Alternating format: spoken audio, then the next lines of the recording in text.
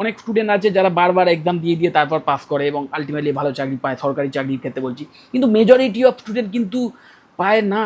যত বারবার রিপিটেশন দেয় বা বারবার ওই এক্সাম দেয়, আলটিমেটলি মন ভেঙে যায় এবং এই ভেবেই পরীক্ষা দেয় যে যদি একবার পেয়ে যাই পায়ের উপর পা রেখে মানে সারা জীবন কাটিয়ে দেবো। এই মেন্টালিটিটার প্রথম কথা খারাপ। যদি তুমি সরকারি চাকরি এই জন্যে তোমার কাঙ্ক্ষিত বস্তু হয়ে থাকে যে একবার পেয়ে গেলাম, পায়ের ওপর পা দিয়ে একদম সারা জীবন কাটিয়ে দেবো, এই মেন্টালিটি যদি রাখো না, তাহলে ওই একবারে সরকারি চাকরি পাওয়াটাও ভীষণ টাফ। কারণ মানে তোমার সিভিলের প্রতি ইন্টারেস্ট নেই, তোমার সিভিল ইঞ্জিনিয়ারিংয়ের প্রতি ভালোবাসা নেই, নিজের সাবজেক্টের প্রতি ভালোবাসা নেই।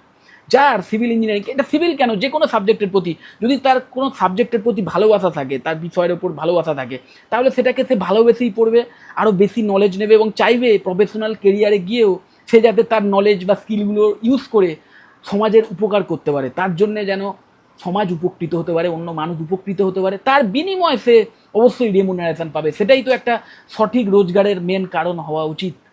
ওকে, তো এইরকম মেন্টালিটি নিয়ে যদি সরকারি চাকরিতেও যাও, কারণ সরকারি চাকরিতে গেলে যদি তুমি সরকারি চাকরি একবার মানে সরকারি ইঞ্জিনিয়ার হওয়ার সুযোগ পাও, তাহলে তুমি অনেক মানুষের উপকার করতে পারবে এবং তোমার স্যালারিও অনেক হাই হবে, যথেষ্ট ভালো স্যালারি হবে, তোমার কেরিয়ারও সুরক্ষিত থাকবে এবং একাধারে তুমি সমাজের অনেক উপকারও করতে পারবে, অনেক লার্জ স্কেল অফ মানুষের উপকারে আসতে পারবে। তো সেটা একটা বিশাল ব্যাপার, মহান ব্যাপার। এই টাইপের মেন্টালিটি নিয়ে সরকারি চাকরির জন্য প্রিপারেশান নাও সেকেন্ড ইয়ার থেকে, যদি তোমাদের সরকারি চাকরিটাই মেন টার্গেট থাকে।